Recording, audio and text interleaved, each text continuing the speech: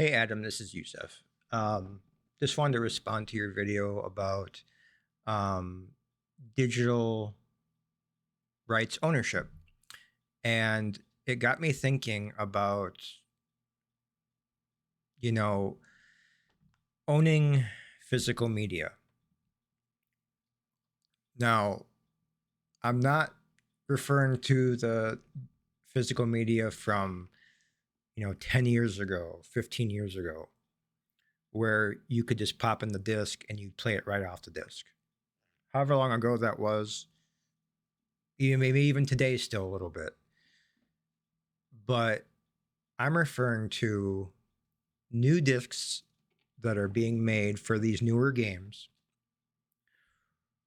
What if we buy these physical media games, but when you pop in that game, you still have to download it. And that disc only acts as a key. So if you go, and let's just, for the sake of argument, let's just look down the road 20 years from now. You still have that game that you bought in 2023 on disc, but that game on the marketplace isn't there anymore. So that disc becomes useless. The company made you believe that you bought the game on disc because if it's physical, you must own the game, right? As far as the piece of, the disc itself.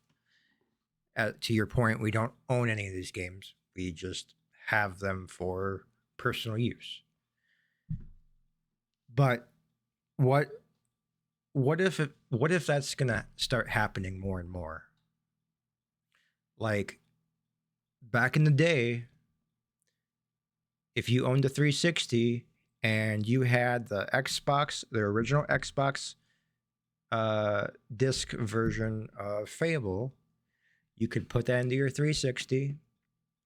And at first, I know you could play it off the disc, but eventually, I want to say is maybe the Xbox One,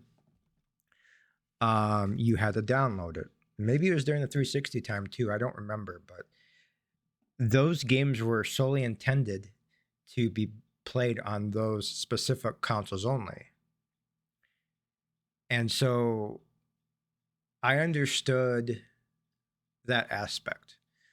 But going forward now from 2023 on or the last few years and on, like that disc is going to mean it's going to be meaningless 20 years down the road if that game is not there to download. Because if that disc is going to be forcing you to download it anyways, you never had access to the game to begin with. So that's kind of my thinking. And I don't know if that's going on right now, but if it's not, I can see that being a tactic. And if I'm thinking about that, the higher ups and the bigger companies, corporate companies, are definitely thinking about it. I, I, the deception in this world today when it comes to digital media is astounding. And it's all about the big bucks, and if they can get any kind of money from us, they will, even if it means that they're lying to you. They'll make you feel like you bought the disc, you own it forever, and that's that. And that may have been the case 20 years ago. We talk about the Sega Genesis and the Dreamcast. We have those games. We can still play those games as long as you have that. But those games weren't dependent on an internet connection or a marketplace like they are now. So again, I'm wondering, thinking aloud, will these companies start using that tactic? And all that disc is good for is being a coaster or sitting in a case, hoping and praying as the years go by that content on that marketplace is still there to be able to download when you pop in that disc. And if that's not there, that disk is going to tell you we can't download this game anymore. It's not available. So those are my thoughts about that.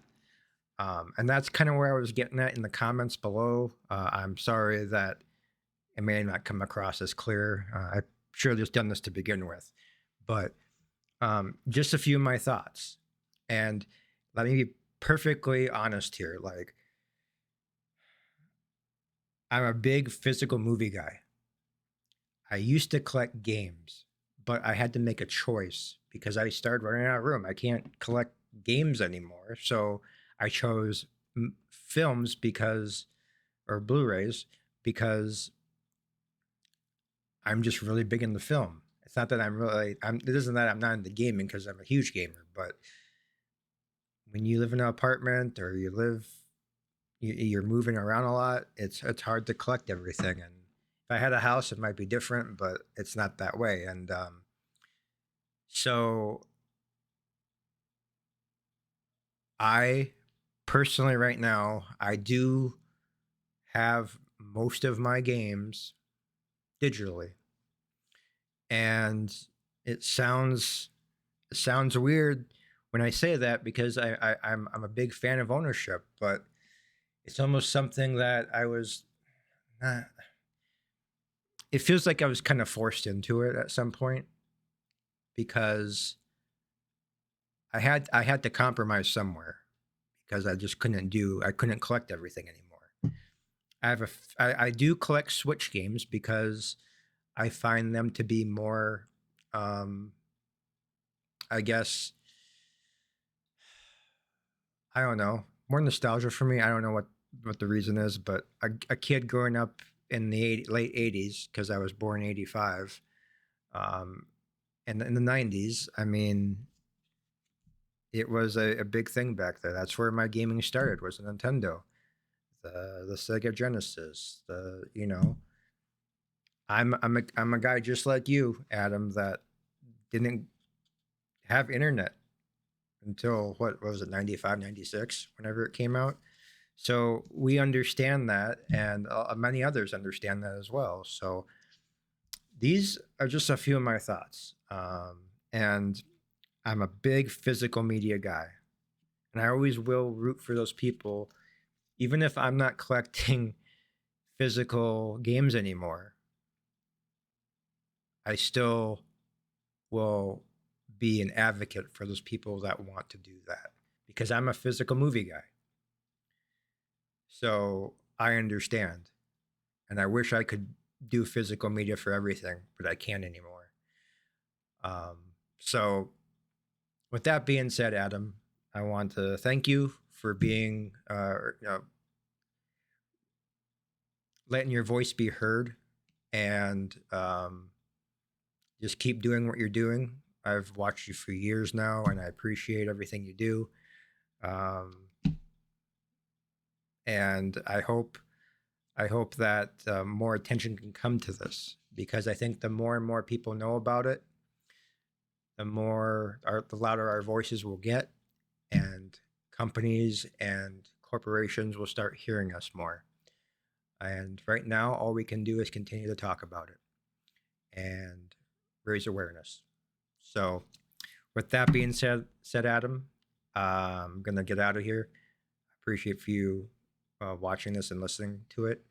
Um, and tomorrow's the 8th, so happy birthday, man! It's my birthday as well, so we can celebrate together, I guess, right? But till next time, happy birthday, and thanks again, Adam.